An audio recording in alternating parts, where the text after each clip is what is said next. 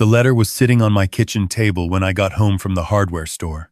I recognized my son's handwriting on the return address, which struck me as odd because David hadn't written me a letter since he was 9 years old and had to apologize to our neighbor for breaking her fence with a baseball. I set down my bag of supplies, poured myself a glass of water, and sat down. Inside was a single printed page on the letterhead of a law firm I had never heard of. My son and his wife were filing for a formal no-contact order.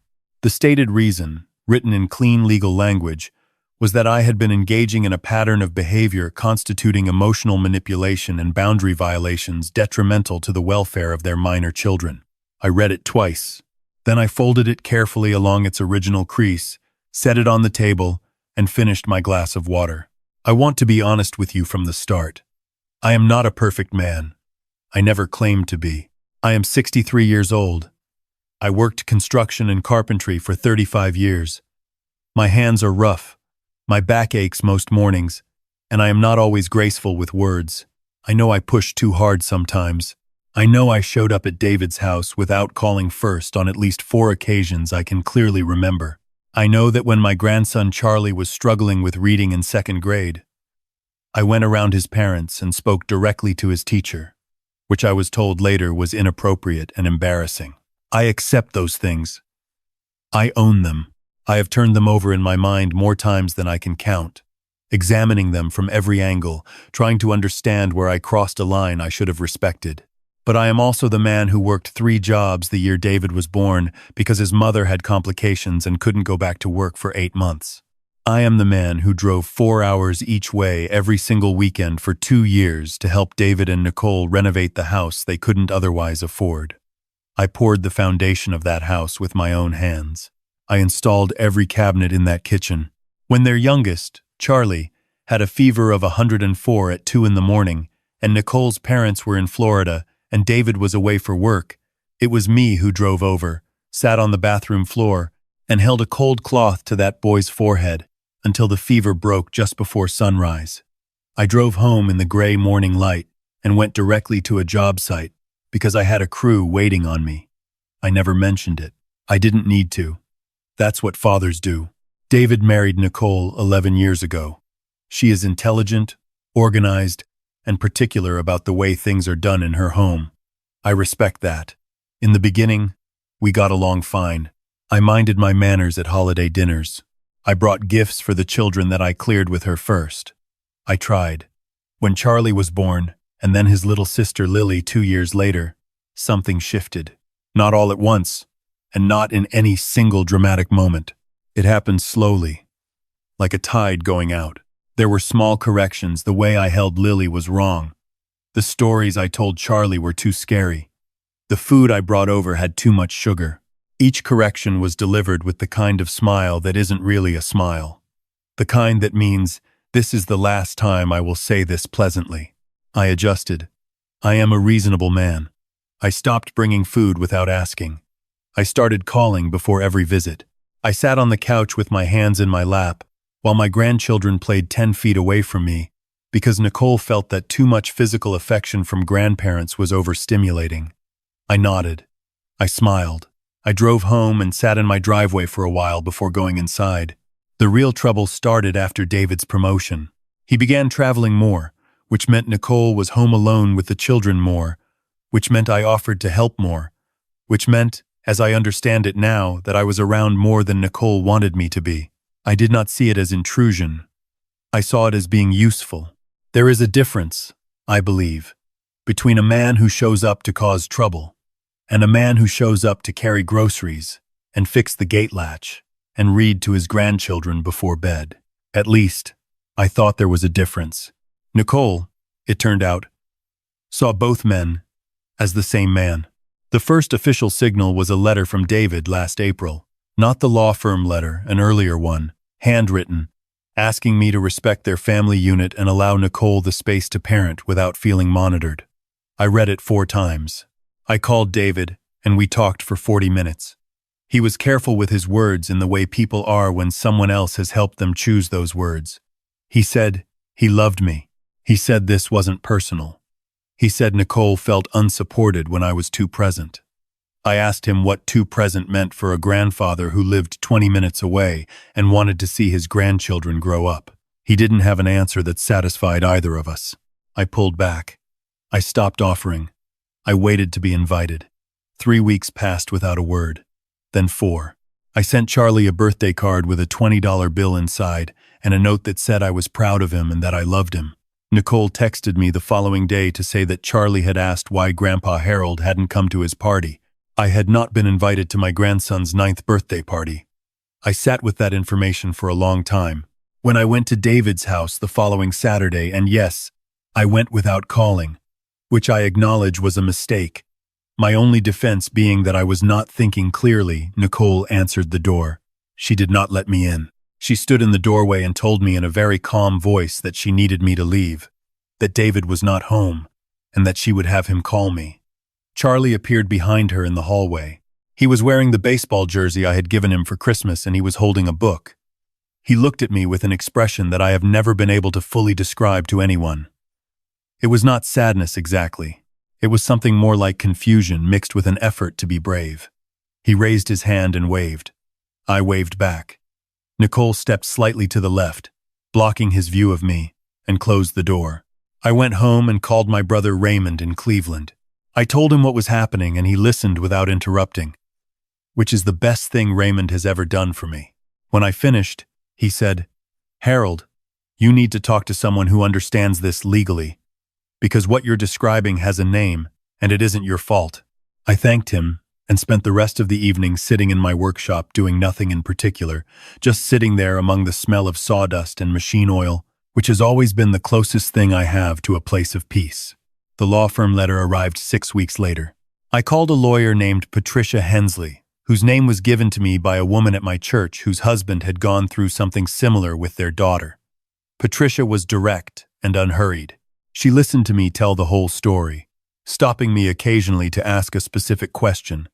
And when I finished, she leaned back in her chair and said, "The good news is that a no-contact order of this nature requires a showing of actual harm. Displeasure is not harm. Inconvenience is not harm. Your son and his wife are going to have to demonstrate something concrete." She paused. "The harder question is whether you want to fight this or whether you want to try to resolve it another way." I told her I wanted to be in my grandchildren's lives. She told me we would start there. The mediation was scheduled for a Thursday morning in October. I drove to the building alone. David and Nicole were already in the waiting area when I arrived. David looked tired in a way that I recognized as the exhaustion of a man who has been carrying something he doesn't entirely believe in. Nicole looked composed. She looked like a woman who had prepared for this meeting the way you prepare for a job interview, with a clear narrative and no visible doubt. I nodded to David. He nodded back. Nicole looked at the window. We sat across from each other at a table with a mediator named George between us. George was a patient man with reading glasses and a legal pad, and the particular energy of someone who has watched families dissolve across that table many times and has learned not to be surprised by any of it. David and Nicole presented their concerns first. They had a written document, 4 pages, itemizing specific incidents. The unsolicited visit in September. The conversation with Charlie's teacher. A moment 2 years earlier when I had, apparently, told Charlie that his mother was too worried about something. I honestly do not remember saying this, but I do not deny that I might have. Because I say things sometimes without thinking about how they land. There was also a mention of a Christmas 2 years ago when I gave Charlie a pocket knife, a small one. The kind every boy I ever knew had at his age. And Nicole had been furious. I did not interrupt. I did not defend myself during their portion. I had promised Patricia I would sit quietly, and I kept that promise, though it cost me something to do it. When it was my turn, I did not read from any document. I spoke plainly. I said that I had made mistakes, specific ones, and I named them without dressing them up. I said the teacher conversation was wrong and I should have gone to David first. I said showing up unannounced was something I had done out of worry. Not defiance, but that intention doesn't erase impact, and I understood that now. I said I was sorry for the moments where my presence had felt like pressure, because that was never what I wanted it to feel like. Then I said that I was 63 years old, that my own father had died when I was 41, and I had never fully recovered from the loss of time I didn't know I was losing, and that I would do anything reasonable that was asked of me if it meant I could watch my grandchildren grow up. I said I would call before every visit. I would limit my time. I would stay out of parenting decisions. I would take a class in boundaries if that was what it took. And I said that last part without sarcasm because I meant it. Nicole's expression did not change. David looked at his hands. George asked us to take a short break. In the hallway, I stood near the window and looked out at the parking lot. A pigeon was walking along the curb in that purposeful, ridiculous way pigeons have. I watched it for a while. David came out of the room and stood a few feet away from me. Neither of us spoke for a moment. He said, "Dad, Nicole feels like—" "I know what Nicole feels," I said. "I'm asking what you feel." He didn't answer right away. He rubbed the back of his neck. He said, "I feel like this got out of hand." "Then let's put it back in hand," I said. He went back inside. I stood at the window a little longer, and then followed him. The mediation did not resolve on that day. Nicole was unwilling to withdraw the no-contact request, without a formal agreement that included a significant reduction in my access, no unannounced visits, contact limited to 2 pre-scheduled afternoons per month, no direct communication with the children's school or medical providers without explicit prior consent. I agreed to all of it. Patricia had told me to agree to reasonable terms, even if they felt punishing, because courts look favorably on the parent or grandparent who demonstrates flexibility. So I agreed. I signed the interim agreement, 2 supervised afternoons a month with my grandchildren, in a public location of Nicole's choosing. I drove home in the early afternoon. I stopped at the grocery store because I needed milk and eggs, and I thought it would be good to do something ordinary. I stood in the cereal aisle for a long time without any particular reason, just standing there reading the backs of boxes. An older woman near me was trying to reach something on the top shelf, and I got it down for her. She thanked me and said her grandchildren loved that cereal, and I said mine did too. We exchanged the small pleasantries of strangers who have recognized something of themselves in each other, and then we went our separate ways, and I felt, for a moment, almost normal. The first supervised visit was at a park near David's neighborhood. Charlie ran toward me across the grass at a speed that I was not prepared for, and hit me at approximately chest height with the full weight of a 9-year-old boy who had apparently been told nothing about the strangeness of the dried situation we were all in. I held onto him with both arms and did not say anything, because there was nothing to say that would have been adequate. Lily, who was 7 and more cautious than her brother, hung back near Nicole for a moment, then walked over and held my hand. We sat at a picnic table, and I helped Charlie with a model airplane kit I had brought, the kind I used to build with David when David was small, and I let Lily put the stickers on the wings because that had always been the coveted job. Nicole sat on a bench 20 feet away and watched. I did not look at her directly. I focused on the children. Charlie asked me, at one point, why I didn't come to his house anymore. I had prepared for this question. Patricia and I had talked about it. I said that his mom and dad and I were working some things out and that it had nothing to do with him and that I would always find a way to see him no matter what. He accepted this with the particular trust children have before the world teaches them to question it. Then he went back to the airplane. What I didn't know, in those months, was that Charlie was writing to me. He had started, apparently. Sometime around the mediation, his teacher told me this later, after everything was resolved, and she told it to me with a careful gentleness that suggested she had witnessed the whole arc and had opinions about it she was keeping professionally to herself. Charlie had started writing small notes and keeping them in a cigar box he had found in my workshop during one of his last visits to my house. He had about a dozen of them by the time the hearing came around. I don't know what they all said. I was only shown 2 of them. One said, "Grandpa Harold fixed everything at our house. I don't know why he can't come over." The other one said, "I think grown-ups get mad about things that aren't very important. Grandpa never makes me feel bad. He just makes me feel like I'm doing a good job." He had brought the cigar box to school for show and tell. He had told his class about building things in my workshop. His teacher, Miss Garner, who I had technically violated procedure by contacting directly 2 years prior, who had every reason to view me with some professional skepticism, had kept the notes because she said something about them felt significant, and she wanted to make sure they didn't get lost. She was a young woman, maybe 30, with the quiet certainty of someone who chose her profession because she genuinely believed it mattered. It mattered that day. The formal hearing was in December, 6 weeks after the mediation had stalled. Nicole had decided the interim agreement was insufficient and wanted the full no-contact order made permanent.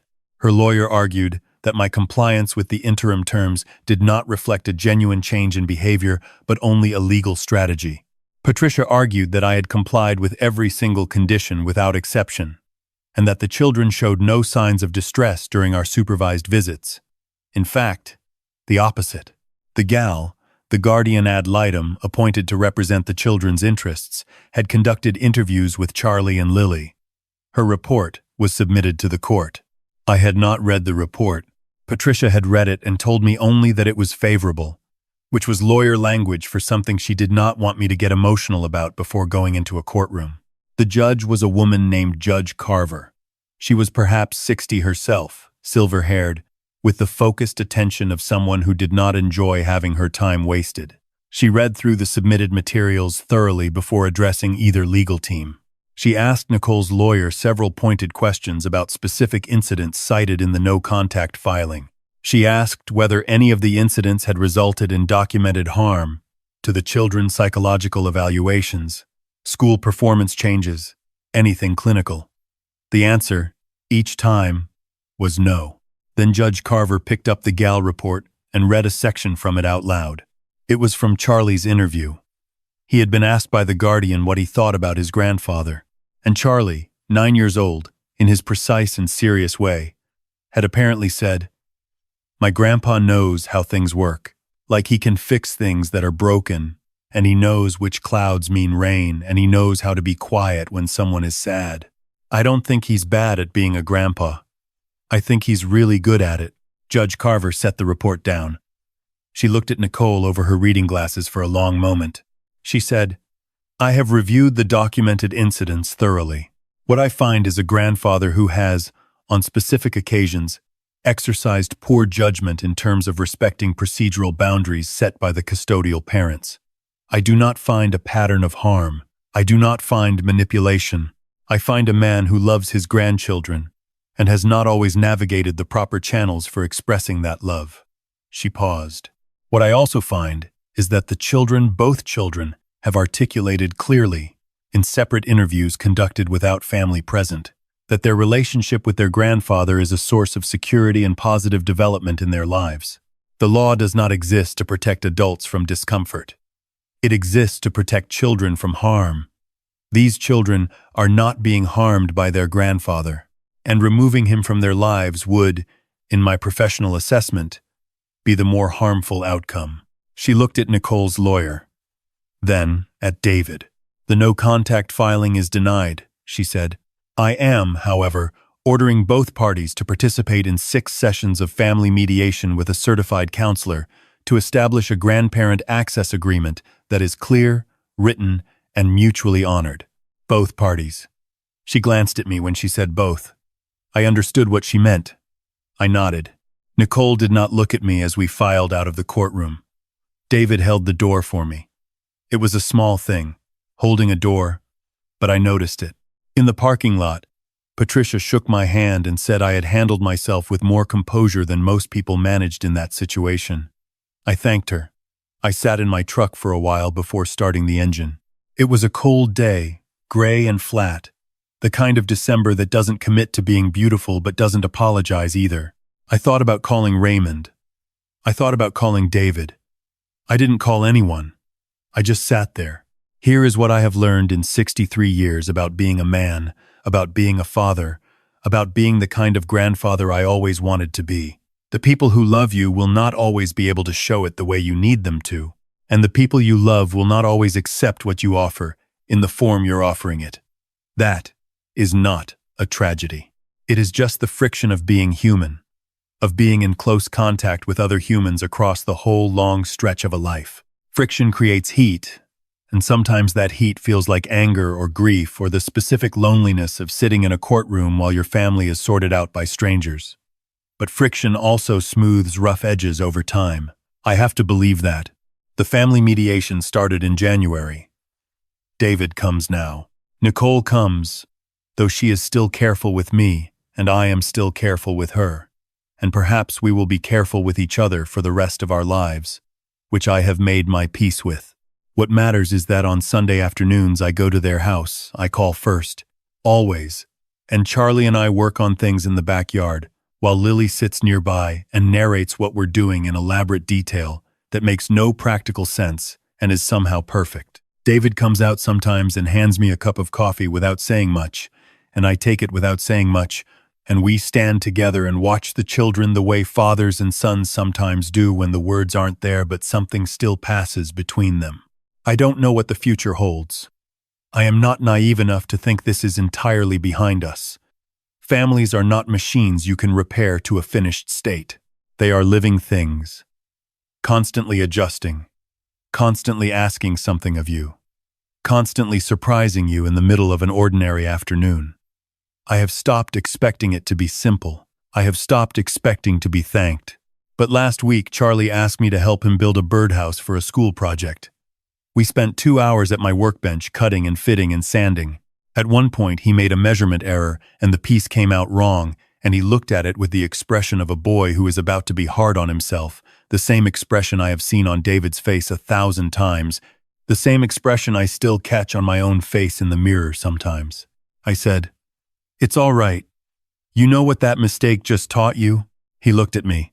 "Measure it twice," I said. "Next time, measure it twice." He took the piece back to the workbench. He measured it twice. He cut it right. I stood there watching him and I thought, this is what I stayed for. This is the thing worth staying for. Not the verdict, not the acknowledgement, not the apology I may never receive. This, a boy at a workbench, learning something that will stay with him for the rest of his life. I am 63 years old, and I am still learning the same lesson I tried to teach him. Be patient. Measure twice. The thing you're building is worth the extra care.